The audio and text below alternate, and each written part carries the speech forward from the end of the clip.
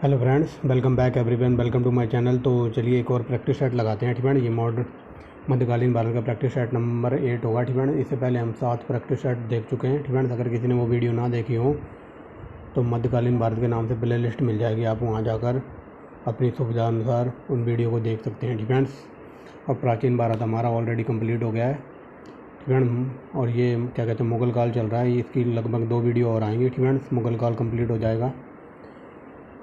तो चलिए देखते हैं। डिफेंस इसमें हम देखेंगे जहांगीर और शाहजहाँ को। डिफेंस तो चलिए देखते हैं जहांगीर का जन्म। डिफेंस पहला क्वेश्चन देखिए, जहांगीर का जन्म फतेहपुर सिकरी में हुआ था। डिफेंस फतेहपुर सिकरी में स्थित शेख सलीम चिश्ती की कुटिया में कब हुआ था? डिफेंस तो ये ऑप्शन नंबर हो जाएगा ए। डिफेंस 30 अगस्त 1559। डिफेंस 30 अगस्त 1559। कई बार क्वेश्चन ये पूछ ले अगर कि जहांगीर का जन्म कहाँ हुआ था, तो ये फतेहपुर सिकरी में। डिफेंस याद रखेंगे। तो ये देखिए हमारा आंसर है। डिफेंस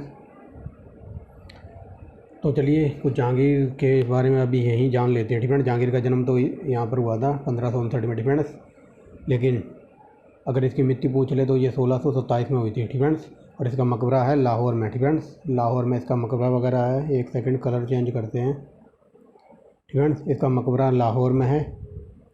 डिफेंस अगर इसका विवाह पूछ ले तो इसका विवाह हुआ था 1611 ईस्वी में। ठीक है, 1611 में किसके साथ हुआ था? तो ये हुआ था क्या कहते हैं, नूरजहाँ के साथ। ठीक है, नूरजहाँ A1 क्वालिटी की लेडी थी। ठीक है, पहले नूरजहाँ का विवाह किसी और के साथ हुआ था, शायद वो ईरान का कोई शासक था, लेकिन बंगाल में उसने मुग़ल सूबेदार से उसकी लड़ाई वगैरह होगी तो उसमें वो मारा गया। ठीक है, और जिस कारण जो नूरजहाँ थी विधवा होगी। ठीक है, तो फिर नूरजहाँ अपने रिश्तेदार के यहाँ आ गई थी। ठीक है, रिश्तेदार के यहाँ आ गई थी आगरा। ठीक है, तो फिर 1611 में इसका विवाह हो गया था जहांगीर के साथ। ठीक है, नूरजहाँ का विवाह 1611 में जहांगीर के साथ हो गया था।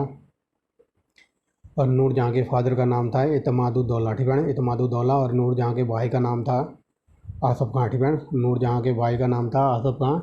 ठीक है, जो क्या कहते हैं, नूरजहाँ का जो बाप था इत्मादुद्दौला। ठीक है, इस जहांगीर ने उसे अपने शासनकाल में मतलब A1 क्वालिटी का दीवान बना दिया था, प्रमुख दीवान बना दिया था। ठीक है, इतना याद रखेंगे। और क्या कहते हैं, जो इधर ये था ना, ये शाहजहाँ। ठीक है, ये से क्या कहते हैं, जहांगीर से विद्रोह कर देता है। ठीक है, जहांगीर से विद्रोह कर देता है। लेकिन जो मैंने बताया ना, क्या कहते हैं, नूरजहाँ का भाई था आसफ़ खां, तो आसफ़ खां की एक लड़की होती है, तो आसफ़ खां अपनी लड़की की शादी कर देता है इस शाहजहाँ से। ठीक है, और इस मुग़ल काल में, ठीक है, इस शाहजहाँ के दरबार में एक और बंदा होता है महाबत खां। ठीक है, महाबत खां होता है। ठीक है, महाबत खां होता है। तो वो पहले तो जहांगीर की साइड होता है। ठीक है, लेकिन जहांगीर कुछ समय बाद बीमार पड़ जाता है। ठीक है, बीमार पड़ने के बाद जो ऐसा ये शाहजहाँ कहता कि शाहजहाँ बीमार पड़ गया, लेकिन शाहजहाँ ने अपनी सारी शक्ति अपनी जो वाइफ है, मैं क्या बोल रहा हूँ, नूरजहाँ के हाथों में दे दी है। ठीक है, लेकिन नूरजहाँ कुछ समय के बाद गद्दी पर बैठती है। गद्दी पर बैठती नहीं है, मतलब शासन चलाती है इसके बीमार होने पर। ठीक है, इसका जो हस्बैंड है जहांगीर, ये बीमार हो जाता है, तो उसके हाथ में ये कमान आ जाती है। ठीक है, तो ऐसा आरोप लगाया था इसने शाहजहाँ ने। ठीक है, और एक बात और याद रखना। ठीक है, शाहजहाँ ने, कई बार क्वेश्चन UPPCS में डीप में बना कि शाहजहाँ ने, ठीक है, मेहरुन्निसा को कौन सी पदवी दी थी? तो ये बादशाह की पदवी दी थी। ठीक है, और इसके नाम पर मतलब सिक्कों पर नूरजहाँ का नाम वगैरह, और या फिर नूरजहाँ के नाम से सिक्के भी चलवाए थे जहांगीर ने। ठीक है, अगर क्वेश्चन और भी डीप में बन जाए कि किसके काल में, ठीक है, किसके काल में संस्कृति, क्या बोल रहा हूँ, संस्कृत और फारसी को सबसे ज़्यादा A1 क्वालिटी पर जोर दिया था? तो मेहरुन्निसा ने, जब इसके हाथ में पूरी शक्ति थी, तो मेहरुन्निसा A1 क्वालिटी की मतलब फारसी और संस्कृति पर इसने पूरा जोर दिया था। ठीक है, और ये शाहजहाँ के बारे में जब हम आगे बढ़ेंगे तो बताऊंगा। ठीक है, इतनी जानकारी बहुत है। और लेकिन एक बार और याद रख लेना, कई बार ग्रुप C वगैरह D में पूछ लेता कि ये जो जहांगीर था, तो इसने सिंह अस्पा दो अस्पा मतलब प्रथा चलाई थी। ठीक है, सिंह अस्पा दो अस्पा इसने प्रथा चलाई थी, इतना याद रखना। ठीक है, तो चलिए इतनी कहानी बहुत है जहांगीर के बारे में। ठीक है, बाकी हम आगे देखेंगे। और इसका जो बेटा था खुसरो, ठीक है, उसने विद्रोह कर दिया था, वो हम आगे देखेंगे। ठीक है, तो इसका जन्म हमने देख लिया। ठीक है, अब थोड़ा तीव्र गति से चलते हैं। जहांगीर के फादर का नाम था अकबर। ठीक है, आगे देखिए, जहांगीर की माता का नाम था, तो ये था Jodha Bai, very very most important. Jahangir का अर्थ होता है तो ये वर्ल्ड चैम्पियन। ठीक है, आगे देखिए जहांगीर, ठीक है, जो इसको सलीम कहते थे और ये आगे चलकर जहांगीर बना था। ठीक है, आगे देखिए जहांगीर किस वंश का था? तो ये लॉलीपॉप क्वेश्चन है, मुगल वंश का था। ठीक है, आगे देखिए जो ये अकबर था अपने पुत्र सलीम को, ठीक है, या फिर जहांगीर को, ये कहता था शेखो बाबा, ठीक है। जो बचपन में इसको अकबर अपने जो सलीम पुत्र था जिसको कहता था शेखो बाबा, ठीक है। आगे देखिए जहांगीर के गुरु कौन थे, तो ये अब्दुल रहीम खान खाना थे, ठीक है।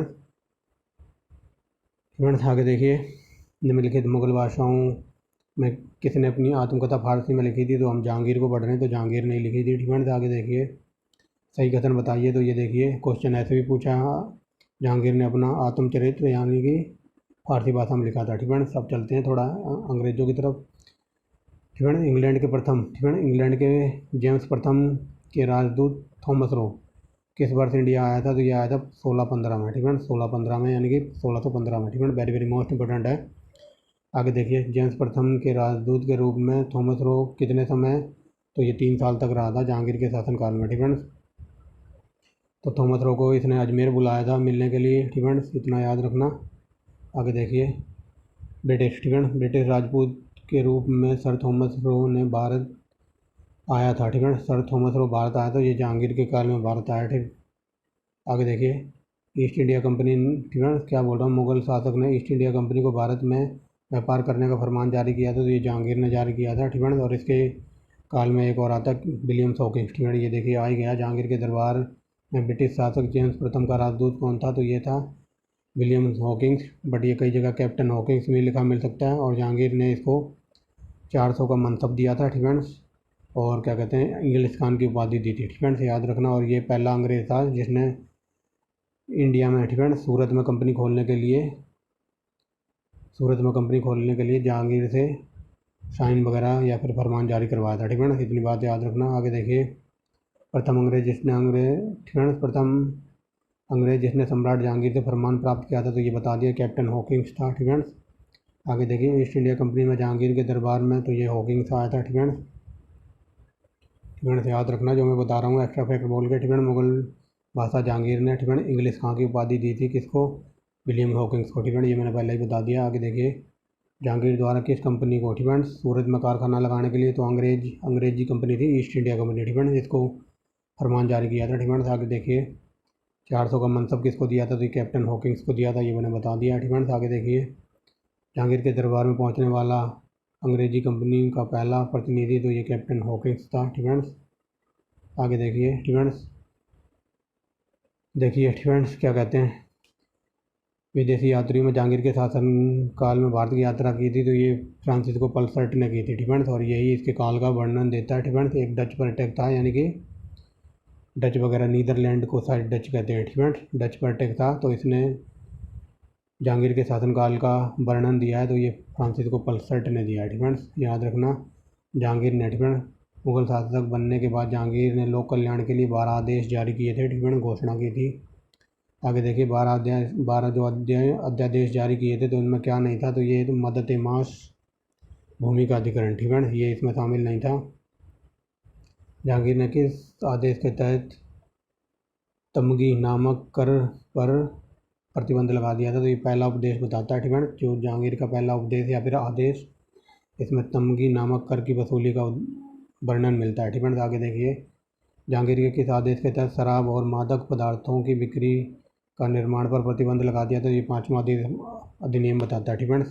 कई बार क्वेश्चन ये पूछा जाता है, ठीक है। एक बात याद रखना, तम्बाकू, आलू और ये काजू, ये तीनों हमारे देश में कौन ले, काजू और एक प्रिंटिंग प्रेस, ठीक है, ये 4 चीज़ें हमारे देश में कौन लेके आए थे, टी से तम्बाकू, ए से आलू और का से काजू और पी से प्रिंटिंग प्रेस, ठीक है। तो ये सब लेके आए थे कौन, पुर्तगाली, ठीक है। लेकिन क्वेश्चन यूपीपीसीएस में ऐसे भी बना कि किस शासक ने अपने काल में मतलब तम्बाकू पर प्रतिबंध लगा दिया था, ठीक है। तम्बाकू पर प्रतिबंध किसने लगा दिया, तो ये जहांगीर ने लगा दिया था, ठीक है, याद रखेंगे।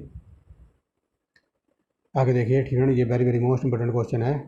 जहांगीर ने, ठीक है, जहांगीर ने सप्ताह में गुरुवार, ठीक है, गुरुवार और रविवार के दिन पूर्णतः प्रतिबंध लगाया था, ठीक है। तो ये गुरुवार और रविवार को लगाया था, ठीक है, प्रतिबंध, पशु हत्या नहीं होगी, ठीक है। जहांगीर ने मतलब सप्ताह में 2 दिन चुने थे, ठीक है, और 3 दिन चुने थे इसने। एक दिन सूर्य के लिए, मतलब एक दिन सूर्य को प्रणाम करेंगे, ठीक है, और सप्ताह में 2 दिन चुने थे, गुरुवार और रविवार, मतलब किसी पशु की हत्या नहीं की जाएगी खाने के लिए, ठीक है। लेकिन जो इसका दादा था ना, इसका दादा कौन था, हुमायूं, ठीक है, ये अकबर का बेटा था ना, तो हुमायूं इसका दादा हुआ। जब मैंने पीछे कहानी सुनाई थी हुमायूं की, तो मैंने बताया था ना कि हुमायूं एक बहुत ही कट्टर शासक था, मतलब ये तराजू वगैरह था, गाँव में तराजू बोलते हैं, ठीक है। तो एक पलड़े में गाय का मांस होता था और इस पलड़े में गाय के मांस को वेट करने के लिए राम जी की मूर्ति का प्रयोग करता था, ठीक है। मंगलवार को राम जी की मूर्ति का प्रयोग करता था गाय का मांस तोड़ने के लिए, और वीरवार को प्रयोग करता था कृष्ण जी की मूर्ति गाय के मांस तोड़ने के लिए, ठीक है। और इसने मतलब 2 सप्ताह में 2 दिन मतलब जानवरों की हत्या पर प्रतिबंध लगा दिया था, ठीक है। एक था गुरुवार और एक बृहस्पतिवार और एक दिन और था, ठीक है। तो उस पर इसने सूर्य सूर्य सूर्य के लिए एक दिन छोड़ा हुआ था, ठीक है। आगे देखिए, जहांगीर ने अपनी प्रजा में कौन सा नियम का पालन करने के लिए प्रेरित किया, तो ये था दस्तूर आलम, ठीक है। इस नियम का पालन करने के लिए कहा था। अबुल फजल की मृत्यु का कारण था, तो ये था शहजादा सलीम, ठीक है। और किसने मारा था इसको, तो वीर सिंह बुंदेला ने मारा था अबुल फजल को, ठीक है। और इसको वीर सिंह बुंदेला को इनाम, कई बार ये पूछ लेता कि वीर सिंह बुंदेला को अबुल फजल की हत्या करने के लिए किसने इनाम दिया था, तो ये दिया था जहांगीर ने, ठीक है। तो याद रखना। ये देखिए आ ही गया, अब्दुल फजल के हत्यारे को किसने इनाम दिया था, तो ये जहांगीर ने दिया था, ठीक है। ऐसे क्वेश्चन फालतू क्वेश्चन है, ठीक है। अब चलते हैं नूरजहाँ के ऊपर। नूरजहाँ तो ये जहांगीर की पत्नी थी, ये बता दिया कहानी के माध्यम से, ठीक है। नूरजहाँ, ठीक है। निम्न में से कौन नूरजहाँ के गुट का सदस्य नहीं था, तो ये जहांगीर, ठीक है।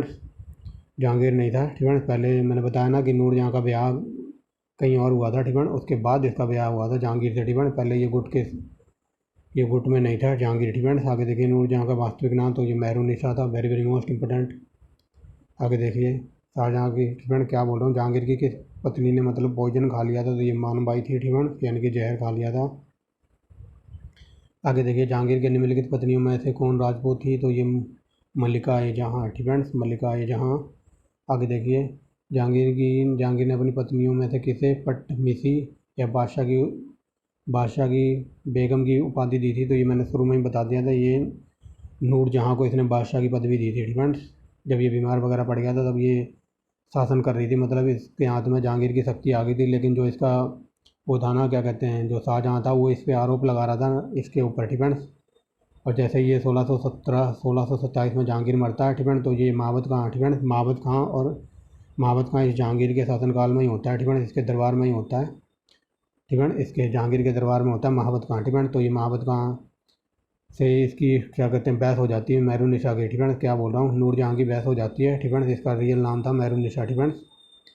तो ये नूरजहाँ से इसकी महाबत खान की बहस हो जाती है, तो ये गुस्सा होकर ना इससे मिल जाता है, जाके किससे, शाहजहाँ से मिल जाता है, ठीक है। और जैसे ही ये 1627 में जहांगीर की मृत्यु होती है, ठीक है, तो ये बना लेता है महाबत खां इसको, नूरजहाँ को बंदी बना लेता है और कॉल करता है शाहजहाँ को कि आ जाओ भाई, आगरा का मतलब गद्दी खाली होगी, आगरा का तख्तो ताज खाली है और तुम आके यहाँ पर शहंशाह बनो या फिर सम्राट बनो, ठीक है। तो ठीक है, ये याद रखना, बादशाह की पदवी दी थी नूरजहाँ को, ये मैंने बता दिया शुरू में ही, ठीक है। आगे देखिए, ये देखिए, झेलम नदी के तट पर 1626 में किसने जहांगीर और नूरजहाँ को बंदी बनाया था, तो ये देखिए महाबत खां, ठीक है, ये मैंने शुरू में ही बता दिया था, ठीक है। 1627 में ये मर जाता है, ठीक है। आगे देखिए, किसने चांदी के सिक्कों पर राशि चक्र का अंकन किया था, तो ये जहांगीर ने किया था, ठीक है। आगे देखिए, निम्नलिखित मुगल शासकों में सर्वप्रथम किसने राजा की आकृति के सिक्के चलाए थे, तो ये चलाए थे जहांगीर ने, ठीक है।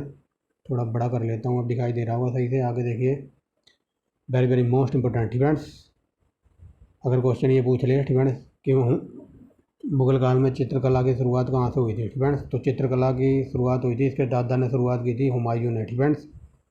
अगर क्वेश्चन ये पूछ ले कि चित्रकला अपने टॉप पर है या फिर अपनी प्रकाष्ठा पर या चरमोत्कर्ष पर किसके काल में पहुंच गई थी, तो ये जहांगीर के काल में पहुंच गई थी। जहांगीर A1 क्वालिटी का बंदा था, ठीक है। ये मतलब ये कहता था, मतलब इतना A1 क्वालिटी का बंदा था प्रिंट, क्या कहते हैं, पेंटिंग में, ठीक है।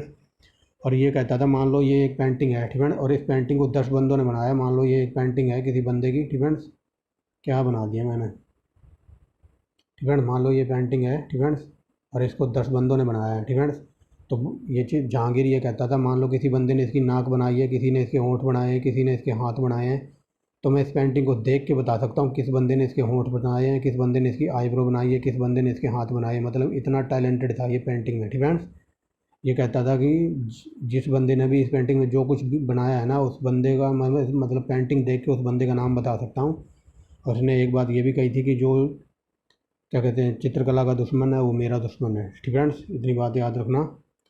तो अगर ये पूछ ले, कई बार पूछा भी है कि मुगल काल में प्रिंटिंग किसने स्टार्ट की थी, चित्रकला, तो ये इसके दादा हुमायूं ने स्टार्ट की थी, लेकिन चित्रकला अपने टॉप पर पहुंच गई थी इसके काल में, ठीक है। और इसके काल में मतलब पहाड़ियों के युद्धों के, ठीक है, और ऐसे ऐसे चित्र बनाए जाते थे जो हम आगे देखेंगे, ठीक है। तो इसका याद रखना।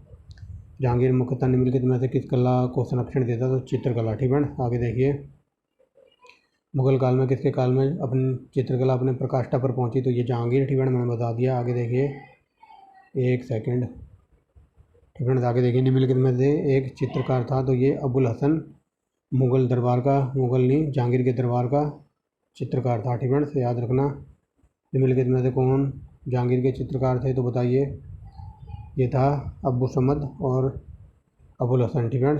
आई थिंक पहला दूसरा होना चाहिए, ठीक है। ये दूसरा तीसरा है, ठीक है। तो अब्बुल समद नहीं था, अबुल हसन और अक्का रिजा, ठीक है। अक्का रिजा और अबुल हसन का नाम याद रखना, ठीक है। ये देखिए दूसरा तीसरा, ठीक है। आगे देखिए, किस चित्रकार ने तुजो के जहांगीरी के मुख्य पृष्ठ के लिए चित्र बनाया था, तो ये अबुल हसन ने, ठीक है। आगे देखिए, निम्नलिखित में से किस चित्रकार ने जहांगीर ने अपने दूत के रूप में ईरान भेजा था, ये very very most important question है, ठीक है। ये चित्रकार था बिसनदास और इसको जहांगीर ने दूत बनाकर ईरान भेजा था, ठीक है। याद रखना, ये क्वेश्चन कई बार पूछा घुमा फिर आगे, ठीक है। ये देखिए, वह हिंदू चित्रकार कौन था जो जहांगीर द्वारा ईरान शाह अब्बास प्रथम की छाया चित्र बनाने के लिए भेजा गया था, ये क्वेश्चन देख लीजिए, वही क्वेश्चन है, थोड़ा घुमा के पूछा है बट आंसर वही है, बिसनदास, ठीक है। आगे देखिए, यहाँ पर देखिए, जहांगीर का दूत खान परसिया गया था, तो ये बिसनदास ही गया था। यहाँ ईरान नहीं लिखा, यहाँ परसिया लिख दिया, ठीक है। तो याद रखना, ये क्वेश्चन किसी तरीके से भी पूछा जा सकता है और कई बार पूछा भी। आगे देखिए, जहांगीर कालीन निम्नलिखित में से किस एक चित्रकार को नादिर उल असर की उपाधि दी गई थी, तो मंसूर को, ठीक है। इसके जितने चित्रकार हैं सबको याद रखना। आगे देखिए, निम्नलिखित चित्रकारों में जहांगीर ने किसे नादिर उल उजमा की पदवी दी थी, अबुल हसन, ठीक है।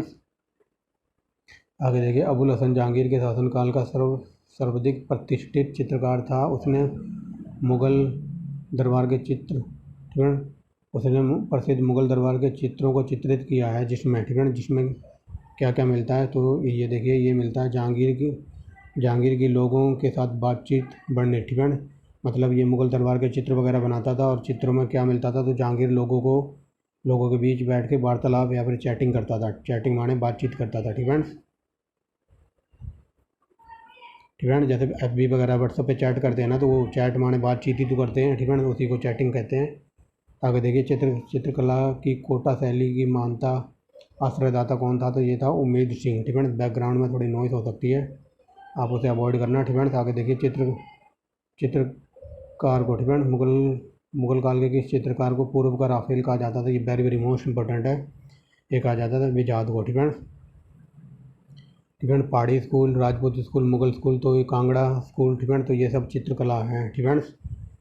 और कई बार ये UPSC में पूछी गई कांगड़ा शैली वगैरह, ठीक है। कांगड़ा मधुबन शैली वगैरह क्या है, ठीक है, मधुबनी वगैरह, तो ये सब चित्रकारी है, ठीक है। मधुबनी है बिहार की, कांगड़ा, तो ये कांगड़ा कहाँ पड़ता है, ये शिमला वगैरह में पड़ता है, ठीक है। तो समझ जाना ये चित्रकारी है, ठीक है। ये देखिए, ये आया A1 क्वालिटी का क्वेश्चन, ठीक है। जहांगीर, ठीक है, जहांगीर के काल में यूरोपीय चित्रकार तकनीकी और शैली ने मुगल चित्रकला को प्रभावित करना शुरू कर दिया, ठीक है। सिंपल वे में समझिए, ये रामायण लिखी हुई है ना, मैं सिंपल समझाता हूँ। जहांगीर के काल में जो यूरोपीय चित्रकार आए थे, तो उन्होंने तकनीकी शैली से मतलब मुगल चित्रकला को प्रभावित करना शुरू कर दिया था, मतलब डिस्ट्रैक्ट हो रही थी, ठीक है। निम्नलिखित में से यूरोपियों की जो भी चित्रकला लेकर आए थे वो किसका अनुसरण नहीं करती थी, तो वो अनुसरण नहीं करती थी तेल चित्र की तकनीकी, ठीक है। तेल चित्र वगैरह कुछ नहीं था उस टाइम, ठीक है, जो तेल वगैरह का चित्र बनाते थे। अब चलते हैं क्वेश्चन के ऊपर। देखिए, जहांगीर के काल में यूरोपीय चित्रकला तकनीकी और शैली ने मुगल चित्रकला को प्रभावित करना शुरू कर दिया। निम्नलिखित यूरोपीय विशेषताओं में से कौन सी एक ऐसी थी जिसका अनुसरण मुगल भारत में नहीं करते थे, तो ये तेल चित्र वगैरह का कोई मुगल अनुसरण नहीं करते थे, ठीक है ना। आगे देखिए, ये मैंने शुरू में ही बता दिया था, मुगल चित्रकला के दृश्य बनते थे पशु पक्षियों के युद्ध के, ठीक है ना। जो मुगल चित्रकार वगैरह थे वो कौन कौन सी पेंटिंग बनाते थे, पशु पक्षियों की बनाते थे, प्राकृतिक दृश्य की, युद्ध के और दरबारी चित्रण, ठीक है ना। तो ऑप्शन नंबर D सही है, इन सब के चित्रण मिलते हैं। आगे देखिए, पहाड़ी चित्रकला का उत्कृष्ट हुआ, ठीक है, तो ये कहाँ पर हुआ था, कांगड़ा, बसौली, जम्मू, ठीक है। ये पहाड़ी चित्रकला को इंडिकेट करते थे उस टाइम। ठीक फ्रेंड्स, आगे देखिए निम्नलिखित में से कौन मुगल चित्रकार की विशेषता नहीं थी, तो ये धार्मिक दृश्य वगैरह नहीं बनाते थे। ठीक फ्रेंड्स, मैंने बताया दरबारी दृश्य, संस्कृति, धार्मिक दृश्य नहीं बनाते थे, युद्ध बनाते थे और पौराणिक कथाओं के ऊपर ये चित्र पेंटिंग करते थे, लेकिन धार्मिक पेंटिंग वगैरह का कहीं उल्लेख नहीं है। ठीक फ्रेंड्स, आगे देखिए, ये मैंने शुरू में बता दिया था, जो चित्रकला का शत्रु है वो मेरा शत्रु है, ऐसा कहा था जहांगीर ने। ठीक फ्रेंड्स,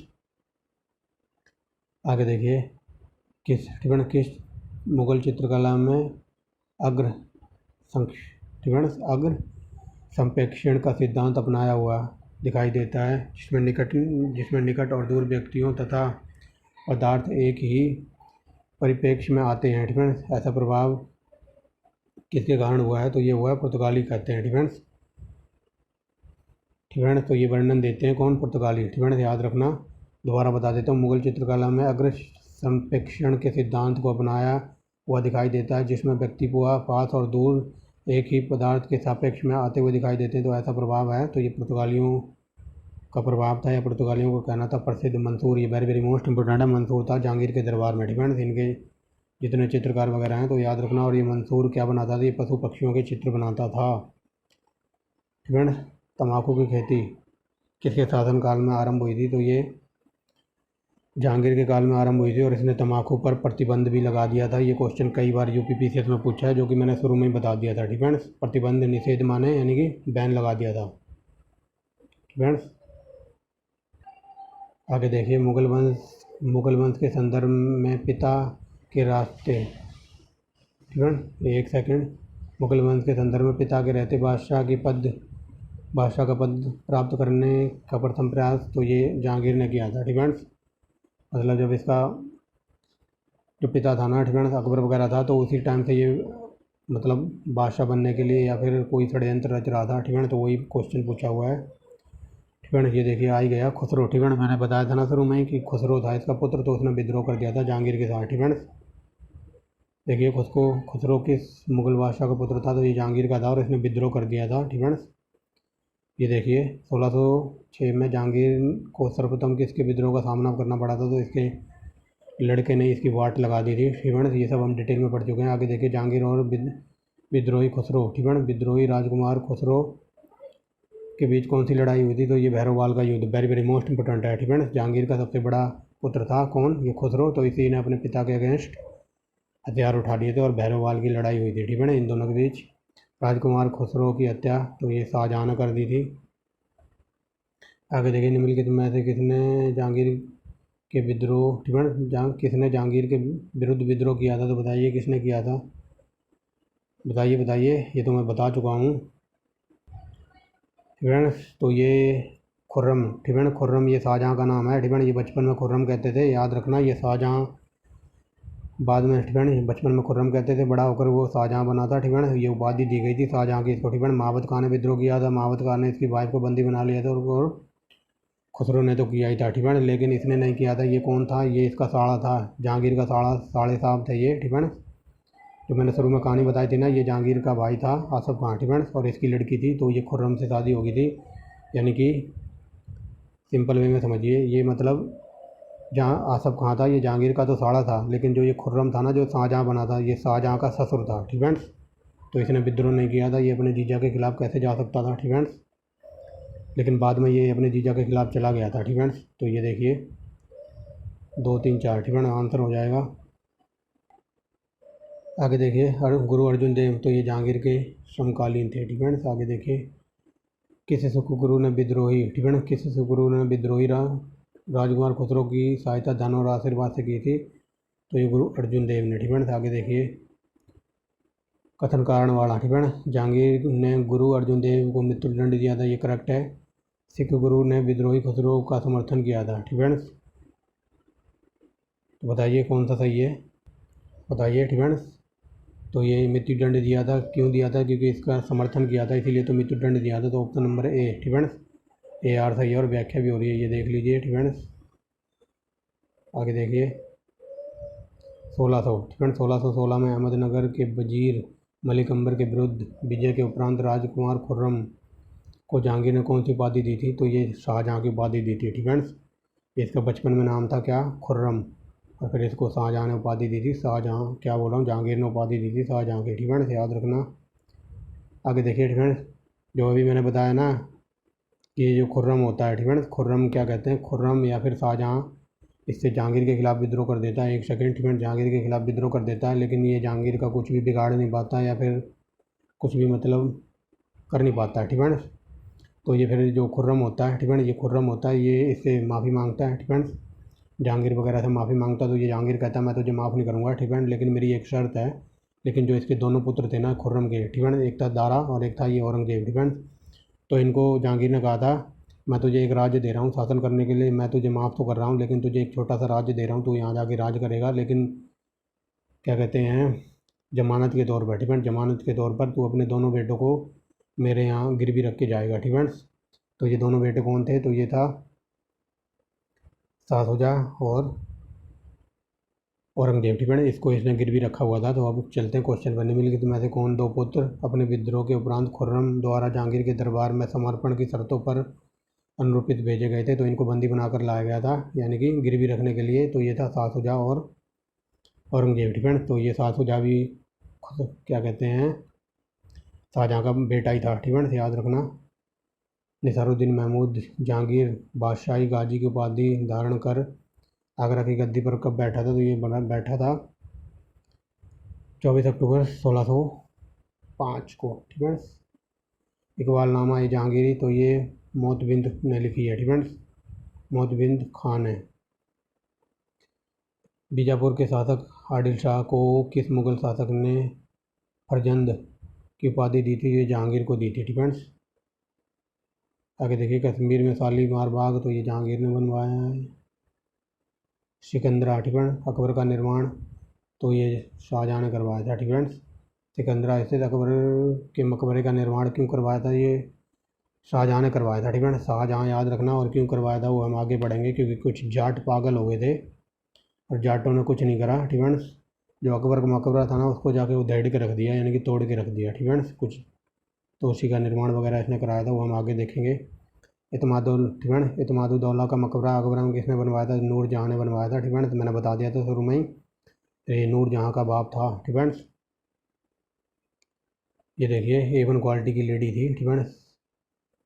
गुलाब से इत्र का आविष्कार किसने किया था, तो ये जो परफ्यूम वगैरह आज जो आते हैं ना डीओ वगैरह, तो ये सब इसने इसका आविष्कार किया था, ठीक है, नूरजहाँ ने, गुलाब के फूलों से, ठीक है। आगे देखिए, संगमरमर, ठीक है, संगमरमर मंडित प्रथम मुगल इमारत कौन थी, तो ये इत्मादुद्दौला का मकबरा था जो पूरा संगमरमर से बना हुआ था, ठीक है। आगे देखिए, मध्यकालीन में सफ़ेद संगमरमर पहली बार इत्मादुद्दौला के मकबरा में प्रयोग किया गया था, सफ़ेद संगमरमर, ठीक है। आगे देखिए, मुगल काल में निम्नलिखित मकबरों में प्रथम बार पेट्राडोरा का प्रयोग मिलता है, तो ये इत्मादुद्दौला के मकबरा में मिलता है, ठीक है। और ये पेट्राडोरा क्या है, तो ये 2021 में जो हरियाणा PCS का एग्ज़ाम हुआ था उसमें पूछा हुआ था, ठीक है। और ये कई बार UP PCS में भी पूछा है, ठीक है। आगे देखिए, फतेहपुरी सिकरी, ठीक है, फतेहपुरी सिकरी स्थित लाल पत्थर से निर्मित शेख सलीम चिश्ती के मकबरे को, ठीक है, शेख सलीम चिश्ती के मकबरे को किसने संगमरमर से बनवाया था, तो ये जहांगीर ने बनवाया था। आगे देखिए, किस मुगल बादशाह का मकबरा रावी नदी के तट पर है, तो ये जहांगीर का है, लाहौर में, ठीक है। ये देखिए, भारत से बाहर किसका मकबरा है, तो ये जहांगीर का है, और कहाँ पर है, तो ये देखिए आ ही गया लाहौर में, ठीक है। क्वेश्चन बिल्कुल सीक्वेंस में डिजाइन किए हुए हैं। आगे देखिए, मराठों और अफगानों को मनसबदारी प्रथा में शामिल करने वाला प्रथम शासक था, तो ये जहांगीर। ये देखिए बता दिया, 2 अस्पासी अस्पाट, तो ये जहांगीर ने चलाई थी, ठीक है। आगे देखिए फ्रेंड्स, जहांगीर के सिंहासनरोहण के समय वीर सिंह बुंदेला को कितना पद अथवा मनसब प्रदान किया गया था, तो 3000, ठीक है। ये वीर सिंह बुंदेला वही है जिसने अबुल फजल को मारा था, ठीक है। तो ये जहांगीर के दरबार में 3000 में नौकरी करता था, ठीक है, ऐसे याद रखना। आगे देखिए, निम्नलिखित में से किसने बीकानेर के किस शासक को जहांगीर ने पदस्थ किया था, तो ये राज दलपत सिंह को जहांगीर ने पद से हटा दिया था। आगे देखिए, मराठों, ठीक है, मराठों में उमरा वर्ग सम्मिलित करने वाला प्रथम मुगल था, तो ये था जहांगीर। आगे देखिए, मुगल और मेवाड़ के राणा के मध्य चित्तौड़ की संधि फ्रेंड्स चित्तौड़ की संधि किस शासक के साथ हुई थी? तो ये जहांगीर के साथ फ्रेंड्स। मेवाड़ का राजा था राणा फ्रेंड्स। राणा यानी कि राणा कुंभा वगैरह होगा फ्रेंड्स। राणा कुंभा तो था नहीं फ्रेंड्स, ये क्योंकि बहुत पहले ही मर गया हुआ फ्रेंड्स। तो ये राणा कुंभा के साथ हस्ताक्षर किए थे जहांगीर ने फ्रेंड्स, और चित्तौड़ की संधि पर फ्रेंड्स, याद रखना। आगे देखिए, न्याय के लिए बादशाह फरियाद करने का अधिकार प्रदान किया गया था? तो ये जहांगीर और शाहजहाँ को फ्रेंड्स। आगे देखिए, मैंने अपना राज अपनी प्रेमिका के एक हाथ फ्रेंड्स, मैंने अपना राज अपनी प्रेमिका के हाथ एक कप शराब और एक थाली सोमवार के लिए बेच दिया है? तो ये जहांगीर कहता है फ्रेंड्स। जो मैंने शुरू में ही बताया था, ये बहुत बीमार वगैरह था फ्रेंड्स, मतलब दारू पी के पड़ा रहता था, बीमार पड़ गया था, किडनी खराब हो गई थी। तो वही बातें यहाँ बता रही जा रही है फ्रेंड्स। मैंने अपना राज अपनी प्रेमिका के हाथ एक कप शराब और एक थाली शोरबा, या फिर जो भी बोलते हैं ना कीमा वगैरह फ्रेंड्स, उसी को के लिए बेच दिया था फ्रेंड्स। तो ये इसकी सारी शक्ति किसके हाथ में आ गई थी? इसकी वाइफ के नूरजहाँ के फ्रेंड्स। तो ये ऐसा कहता है जहांगीर। निम्नलिखित में से किसने अपना जीवन दारा सिकोह के तोपची के रूप में आरंभ किया था? तो ये मनुची। आगे देखते हैं, निम्नलिखित में से फ्रेंड्स थोड़ा बड़ा करते हैं, अब सही दिखाई देगा।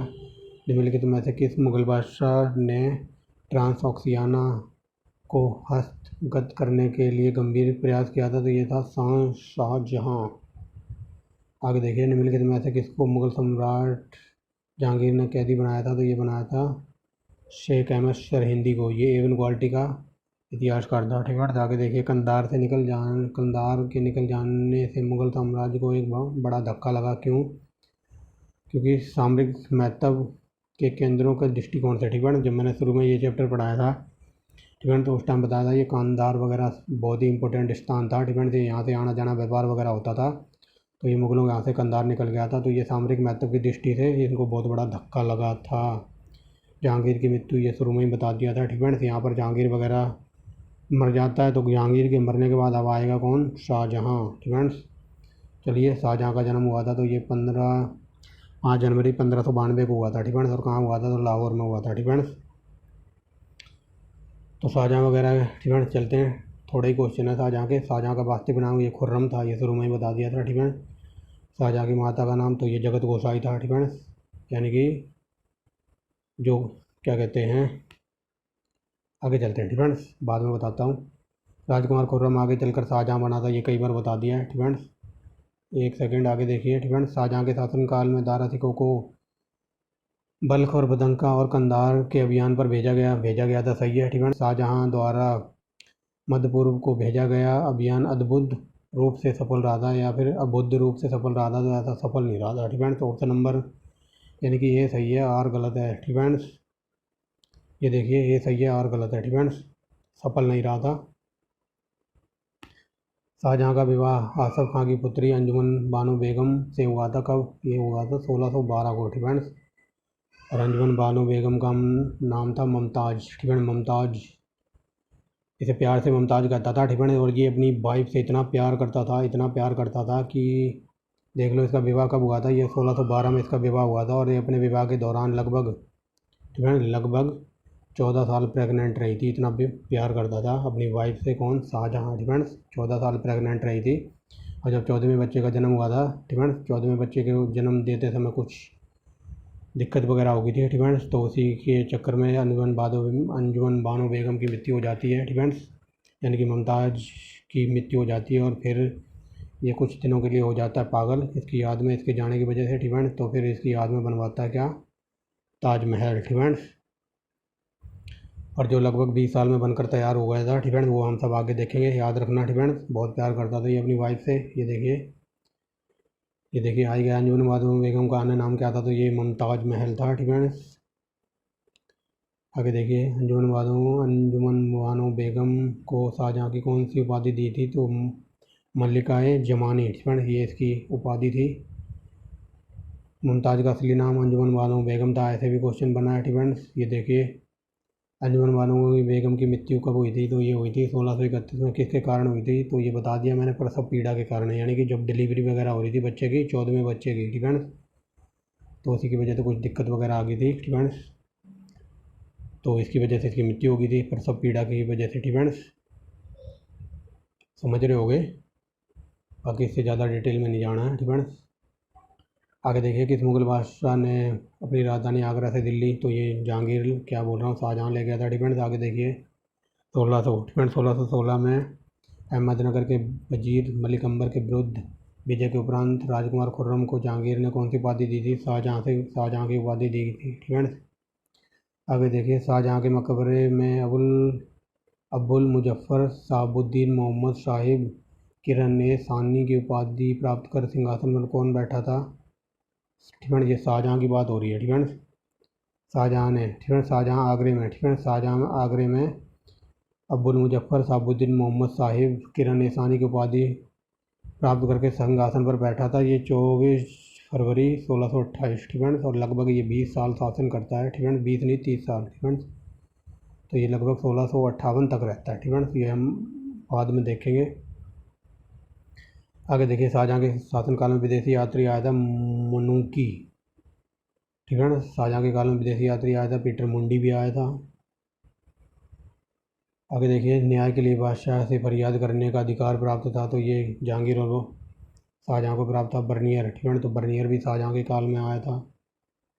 फ्रेंड्स निम्नलिखित में से किसे मुगल बादशाह ने चिकित्सक नियुक्त किया था? तो ये बर्नियर को मेडिकल लाइन में डाला था इसने, ठीक है, यानी कि चिकित्सक बनाया था। आगे देखिए निम्नलिखित में से किस मुगल बादशाह को निर्माता राजकुमार कहा जाता है? ठीक है, तो ये शाहजहाँ को कहा जाता है। ठीक है, शाहजहाँ को कहा जाता है बिल्डर, ठीक है, क्योंकि इसने बहुत सारी इमारतें वगैरह बनवाई थी। वही बात बताई जा रही, निर्माता किसे कहा गया था? तो शाहजहाँ को, ठीक है।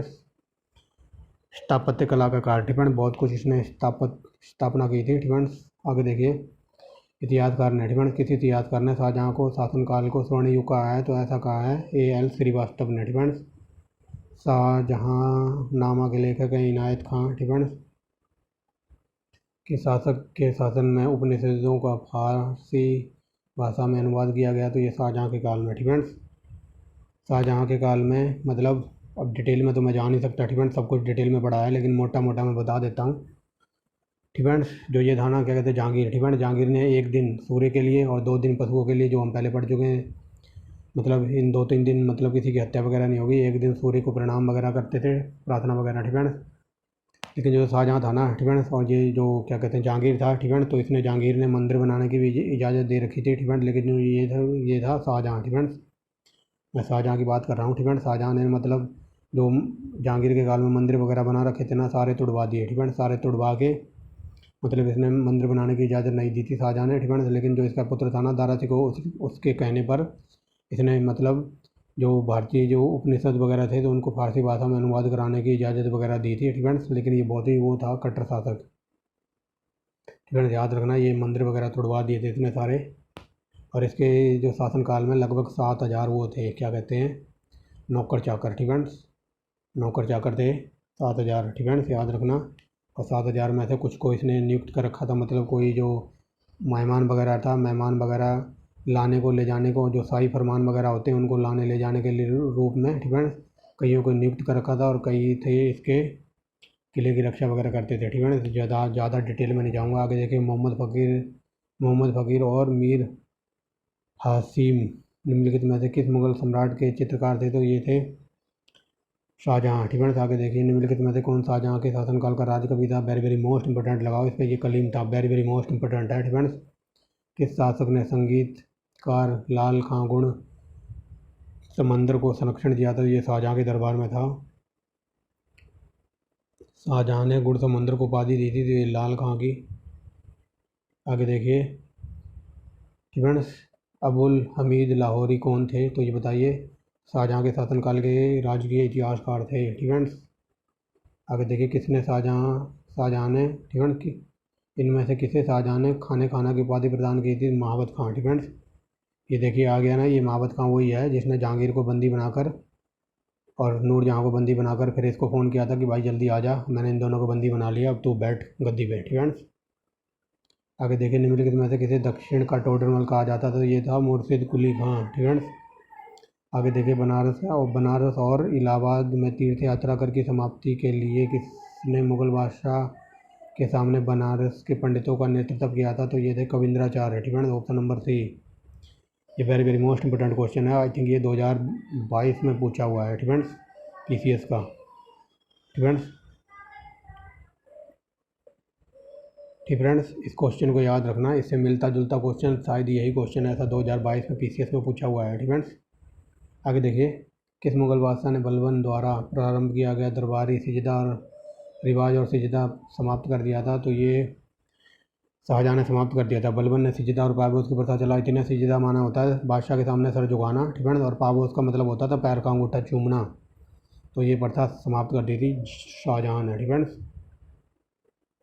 आगे देखिए, निम्नलिखित में से कौन सा राज शाहजहाँ के शासनकाल में मुग़ल साम्राज्य में शामिल नहीं था? तो ये अहमदनगर शामिल नहीं था। आगे देखिए, अहमदनगर के निजाम शाही वंश का अंत कैसे हुआ था? तो बताइए कैसे हुआ था, बताइए। ठीक है, तो ये हो जाएगा, अहमदनगर को मुग़ल साम्राज्य में मिलाकर हुसैन शाह को आजीवन कारावास दिया गया। तो ये सही है। ठीक है, पहला। ठीक है, ये देखिए, अहमदनगर को मुग़ल साम्राज्य में मिलाकर हुसैन शाह आजीवन कारावास दिया गया। ठीक है, प्रसिद्ध कोहिनूर हीरा। ठीक है, वेरी वेरी मोस्ट इंपॉर्टेंट। तो ये शाहजहाँ को किसने दिया था? ये दिया था मीर जुमला ने। ठीक है, और ये विश्व का सबसे महंगा था कोहिनूर हीरा। तो ये कहाँ पर लगा हुआ था? तो ये शाहजहाँ ने मयूर सिंहासन में लगवाया था, और जो कि आजकल कहाँ रखा हुआ है? तो इंग्लैंड के म्यूजियम में रखा हुआ है। ठीक है, कोहिनूर हीरा आज पूछ ले कहाँ रखा हुआ है? तो इंग्लैंड के म्यूजियम में रखा हुआ है। ठीक है, तो चलिए आगे देखते हैं। ठीक है, शाहजहाँ का प्रसिद्ध तख्ते ताउस 1739 में कौन लूट कर ले गया था? तो ये ले गया था फारसी आक्रमणकारी नादिर शाह। ठीक है, इसके ऊपर कहानी है जो अभी आने वाले पार्ट में सुनाऊंगा। ठीक है फ्रेंड्स, इसको याद रखना, ये कौन लूट कर ले गया था? तो ये नादिर शाह लूट कर ले गया था 1739 में। कहाँ से? तो ये 1739 की डेट याद करो, ये है करनाल की लड़ाई। ठीक है, करनाल की लड़ाई होती है किसके बीच? नादिर शाह और क्या कहते हैं जो रंगीला बादशाह होता है, मोहम्मद शाह के बीच। ठीक है, कहानी अभी सुना देता हूँ, बाकी इसको फिर जल्दी ख़त्म कर देंगे। ठीक है, तो कई बार क्वेश्चन ये पूछा जाता है, हरियाणा स्टाफ सिलेक्शन में कई बार क्वेश्चन ये पूछा गया है। ठीक है, तो अभी बताता हूँ क्या पूछा गया है। ठीक है, बट यहाँ पर क्वेश्चन को क्लियर कर लो। ठीक है, शाहजहाँ से प्रसिद्ध तख्ते ताउस 1739 में नादिर शाह लूट कर ले गया था। ठीक है, तो कई बार क्वेश्चन ये पूछा जाता है। ठीक है, कि अंतिम मुग़ल बादशाह कौन था जो तख्ते ताउस पर बैठा था? तो ये बैठा था एक डरपोक किस्म का व्यक्ति जिसे मोहम्मद शाह रंगीला भी कहते हैं। ठीक है, मोहम्मद शाह रंगीला। क्वेश्चन अगर ये पूछ ले किस बादशाह को रंगीला कहते हैं, तो मोहम्मद शाह रंगीला। ठीक है, जिंदा पीर अकबर। ठीक है, जिंदा पीर औरंगजेब को कहा जाता था। ठीक है, याद रखना, जिंदा पीर औरंगजेब को, और मोहम्मद शाह को रंगीला। ठीक है, गणितकार फारूक शेर को। ठीक है, बैकग्राउंड में थोड़ी नॉइस हो रही है। ठीक फ्रेंड्स, तो क्वेश्चन यही पूछा जाता है कि अंतिम बादशाह मुग़ल बादशाह कौन था जो तख्ते ताउस पर बैठा था या फिर बैठा था? तो ये था डरपोक किस्म का बादशाह मोहम्मद शाह। ठीक है, मोहम्मद शाह, इसको रंगीला भी कहते थे। अगर ये पूछ रहे जिंदा पीर तो औरंगजेब को कहते थे, और क्या कहते हैं गणितकार तो ये फारूक शेर को कहते थे। ठीक है, और एक और है क्या कहते हैं बेखबर बादशाह, तो ये कहते थे बहादुर शाह जफ़र को। ठीक है, बहादुर शाह जफ़र को, जिसको अंग्रेज़ों ने रंगून भेज दिया था। ठीक है, और कुछ समय बाद उसकी मृत्यु हो गई थी। ये सब हम पढ़ेंगे मॉडर्न हिस्ट्री में। ठीक है, बात हो रही है यहाँ मध्यकालीन भारत की। ठीक है, तो जब ये तख्ते ताउस पर बैठा था ना मोहम्मद शाह रंगीला, ठीक है, तो कई बार हरियाणा स्टाफ सिलेक्शन में ये क्वेश्चन पूछा गया है कि हरियाणा से कौन सा ऐसा कबीर था या फिर कौन सा ऐसा संत था तो जो मोहम्मद शाह रंगीला को अपना आशीर्वाद देने गया था? तो मोहम्मद शाह रंगीला को हरियाणा के डिस्ट्रिक्ट पड़ता है महेंद्रगढ़। ठीक है, वहाँ से बिलोंग करता था बाबा गरीब दास। ठीक है, बाबा गरीब दास मोहम्मद शाह रंगीला को अपना आशीर्वाद देने गए थे। कहाँ पर? दिल्ली। ठीक है, दिल्ली गए थे। ये क्वेश्चन कई बार पूछा जाता है, हरियाणा स्टाफ सिलेक्शन में कई बार पूछा है कि मोहम्मद शाह रंगीला को कौन अपना आशीर्वाद देने दिल्ली गया था? तो बाबा गरीब दास। ठीक है, और कई बार ये घुमा के पूछ लेता कि मोहम्मद शाह रंगीला ने किसे बुलाया था अपना आशीर्वाद प्राप्त करने के लिए? तो ये था बाबा गरीब दास, का नाम याद रखना। ठीक है, तो जैसे ही ये दिल्ली पहुँचते हैं मोहम्मद शाह रंगीला के दरबार में, तो ये कहते हैं कि मैं तुझे आशीर्वाद एक ही शर्त पर दूंगा। तो फ्रेंड्स, तो ये बाबा गरीबदास कहते हैं कि मैं तुझे आशीर्वाद दूंगा। ठीक है, बट मेरी एक शर्त है। ठीक है, तो मोहम्मद शाह रंगीला कहता है बताओ तुम्हारी क्या शर्त है, मैं तुम्हारी सारी शर्त पूरी कर दूंगा। ठीक है, और भाई साहब ये बाबा A1 क्वालिटी के बाबा थे। ठीक है, और ये इतने मतलब भोले भाले थे, मतलब जो ये कहते थे ना वो हो जाता था। और इसको अकबर, ठीक है, क्या बोल रहा हूँ, औरंगजेब। ठीक है, औरंगजेब खुद इसे मतलब बाबा को मारने के लिए या फिर बाबा का जो विद्रोह हुआ था, सतनामी विद्रोह के नाम से प्रसिद्ध है, तो इसको दबाने के लिए औरंगज़ेब को मतलब दिल्ली से खुद हरियाणा के जो महेंद्रगढ़ ज़िला है वहाँ पर जाके जाना पड़ा था। ठीक फ्रेंड्स, ठीक फ्रेंड्स, तो ये बाबा गरीबदास कहते हैं मेरी एक शर्त है, जब मैं तुझे आशीर्वाद दूंगा, ठीक फ्रेंड्स, तो वो मोहम्मद सारंगीला कहता है मैं तुम्हारी सब शर्त मानने के लिए तैयार हूँ। ठीक फ्रेंड्स, तो वो कहता है बताओ तुम्हारी क्या शर्त है। ठीक फ्रेंड्स, तो ये कहता है मेरी पहली शर्त ये है कि जो हमारे किसान भाई है ना तुम्हारे राज्य में, जो किसान भाइयों पर टैक्स लग रहा है ये बंद होना चाहिए। ठीक फ्रेंड्स, कहता है ठीक है, दूसरी शर्त बताओ। तो दूसरी कहता है कि जो हमारे हिंदुओं के ऊपर धार्मिक कर लग रहा है ये भी बंद होना चाहिए। तो मोहम्मद शाह रंगीला कहता है ठीक है, तीसरी शर्त बताओ। तो ये तीसरी शर्त कहता है कि जो तुम्हारे राज्य में ये गौ हत्या है, ठीक है, जो गाय का मांस खाया जाता है, गाय को काटा जाता है, इसको बंद होना चाहिए। ठीक है, तो ये तीन शर्त वगैरह रखता है। तो मोहम्मद शाह रंगीला चाहे मान भी जाता, ठीक है, ये शायद मान भी जाता, लेकिन जो इसके दरबार में जो चेले चपाट देते हैं ना, मंत्री संतरी, ठीक है, तो वो मोहम्मद शाह रंगीला से कहते हैं कि तुम एक काफिर की बात कैसे मान सकते हो। अब काफिर जो मैंने बताया है, ठीक है, काफिर को मैंने 2-3 बार एक्सप्लेन कर दिया है। ठीक है, काफिर वो होता है जो इस्लाम स्टेट के अकॉर्डिंग, ठीक है, जो इस्लामिक स्टेटमेंट है उसके अकॉर्डिंग जो इसमें इस्लाम धर्म में विश्वास नहीं करता वो काफिर माना जाता है। ठीक है, आपने कई बॉलीवुड की मूवियों में भी देखा होगा जिसमें दिखाया भी गया है कि ये जो मुस्लिम लोग हैं वो हम हिंदुओं को काफिर बोलते हैं। ठीक है, तो वो क्यों बोलते हैं, क्योंकि इस्लाम जो इस्लामिक स्टेट वगैरह है, ठीक है, जो उनकी स्टेटमेंट है इस्लाम की, तो उसमें जो भी इस्लाम धर्म में मतलब विश्वास नहीं करता वो काफिर है। चाहे मैं हूँ, चाहे आप हो, चाहे कोई हिंदू हो, कोई जैन हो, चाहे बुद्ध हो, चाहे कोई सिख हो, ठीक है, चाहे कोई जाट हो या फिर कोई राणा हो, कुछ भी हो, ठीक है, तो इस्लाम में जो विश्वास नहीं करता तो उनके अकॉर्डिंग हम काफिर हैं। ठीक है, और काफिरों को जीने का हक नहीं है, उन्होंने ये भी कहा है। ठीक है, तो ये जो मोहम्मद शाह रंगीला के दरबार में जो उनके मंत्री संतरी थे तो वो कहते तुम एक काफिर की बात कैसे मान सकते हो। तो फिर मोहम्मद शाह रंगीला कहता है मैं ये तुम्हारी तीनों शर्त नहीं मानूंगा। ठीक है, तो फिर ये एक बात कहते हैं, ठीक है, और वो बात कहते हैं मोहम्मद शाह रंगीला से एक बात कहते हैं कि जो माने बचन हमारा। ठीक है, ये बाबा गरीबदास कहते हैं कि जो माने बचन हमारा राज करे काबुल कंदारा। ठीक है, क्योंकि ये काबुल कंदार वगैरह उस टाइम अपने इंडिया के अकॉर्डिंग इंडिया में ही आते थे। ठीक है, इंडिया के आसपास के क्षेत्र थे तो उस टाइम ये सब कुछ अपने अंडर ही था। ठीक है, तो ये बाबा कहता है, गरीबदास कहता है मोहम्मद शाह रंगीला से कि जो माने बचन हमारा राज करे काबुल कंदारा, मतलब दिल्ली से लेकर काबुल कंदार तक राज करेगा जो मेरा वचन मानेगा। तो फिर ये मना कर देता है। फिर ये कहता है कि जो ना माने वचन हमारा, ठीक है, कि जो ना माने वचन हमारा तो फिर पश्चिम दिशा से घोड़ों की उड़ती हुई धूल आएगी जो चौपट कर देगी राज तुम्हारा। ठीक है, ये बात उसने कही थी कि जो ना माने वचन हमारा तो फिर पश्चिम दिशा से घोड़ों की उड़ती हुई धूल आएगी जो चौपट कर देगी राज तुम्हारा। ठीक है, अब अपना ये इंडिया है, ठीक है, तो अपने इंडिया की ये पश्चिम दिशा ये होगी ना, तो इधर क्या पड़ता है, इधर पड़ता है ईरान और पाकिस्तान वगैरह इधर पड़ता है। तो पश्चिम दिशा से कौन आया था घोड़े पर बैठकर 1739 में, ये आया था नादिर शाह। ठीक है, और जब ये आया था ना तो इसने मतलब मोहम्मद शाह रंगीला को करनाल में युद्ध हुआ था 1739 में, याद रखना ये वेरी वेरी मोस्ट इंपॉर्टेंट है। ठीक है, जो उसने वो कहा था ना कि पश्चिम दिशा से घोड़ों की उड़ती हुई धूल आएगी जो चौपट कर देगी राज तुम्हारा। तो 1739 में नादिर शाह आया था, ठीक है, और लूट कर ले गया था क्या, ये तख्ते ताउस जिसमें लगा हुआ था कोहिनूर हीरा, ठीक है, और साथ ही ले गया था 1 करोड़ 78 लाख रुपए कैश, और साथ ही ले गया था लूट कर A1 क्वालिटी के अच्छी नस्ल के घोड़े। ठीक है, याद रखना इतनी चीज़ें लूट कर ले गया था। तो यहाँ वही बात पूछी गई है कि 1739 में कौन तख्ते ताउस को अपने साथ ले गया था, तो नादिर शाह। ठीक है, ये ईरानी यात्री था। ठीक है, और ये पश्चिम दिशा से आया था।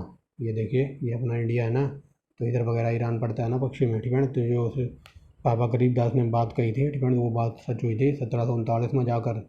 ठीक है, ये सब मैंने आपको कहानी के माध्यम से सुना दिया। जो अब आने वाले जो क्वेश्चन है तो उसमें लगाने में ज़्यादा टाइम नहीं लगेगा। ठीक है, याद रखना तख्ते ताउस ने मिलकर में से किस मुगल बादशाह के भवन में रखा था, तो ये दिल्ली के दीवान आम में रखा था। ठीक है, तो ये हो जाएगा ऑप्शन नंबर डी। ठीक है,